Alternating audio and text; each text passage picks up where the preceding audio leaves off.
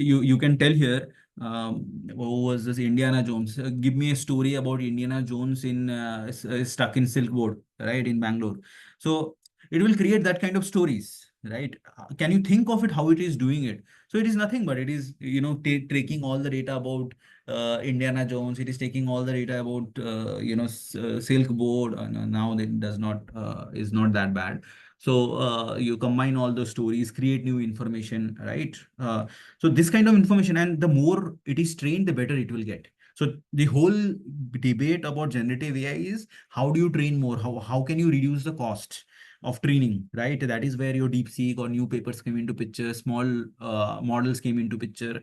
So that is the point where it became an optimization journey, right? But okay, we'll continue to have this discussion further. I need to move to the next topic, right?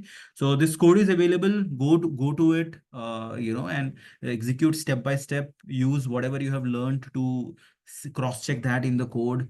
Give yourself 2-3 hours of time when you're doing for each of the code, right? So this is one. Uh, the next is variable. Uh, uh, autoencoders, the VAE, right? So this is also quite interesting, and again very simple. The core concepts is very simple. In now you understand generator is the politician and journalist, right? Just relate to that, you will understand how it is working, right? Uh, so VAE, which is the next uh, next thing that we'll get into, uh, it is also a very similar strategy here. So what it does is it consists of two elements. One is encoder, one is decoder. Okay. Encoder, what it does, it converts whatever data you're, in this case, like think of a human face. I think, yeah, this example is easy to understand, right? Think of a human face. You have to create a human face generated using VAE. Okay. If you say ki human face can be represented in eyes, nose, and say lips, right? Three variables. Okay. So encoder, what it will do, it will actually convert your training data into representation of eyes, nose, and ears. This is the compressed representation of human face. Okay. From then the decoder. So this generative models, right? Neural network, which we saw yesterday, it was like one model. In generative model, it is like combination of multiple neural networks. Here also, similar to our GAN, we have two neural networks. One is encoder, one is decoder.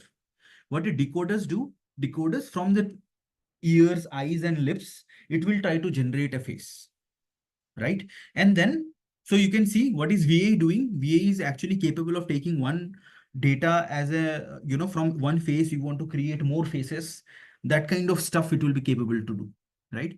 So maps, to understand it, encoder maps input image to parameters. In this, in mathematical, it is mean and log, but if you have to visualize, face data is there, it is getting reduced to, eye data, nose data, and lips data. Okay, of course, some sampling layer, some optimization, and then decoder reconstruct images, like reconstruct faces from those latent vectors. Latent vectors are nothing but compressed information, which is your eyes, nose, and ears, right? The model is trained so that the decoder becomes capable to generate your faces, which is real like, right? Which looks like real, uh, basing on the input images. But Uh, it should be ideally same as the input, or it can be a variations of it. See, if it is same as an input, it is better because the algorithm will be running better. You can, it's how you design the outcome Okay. layer, No, no, right? You can okay. Okay, okay, okay.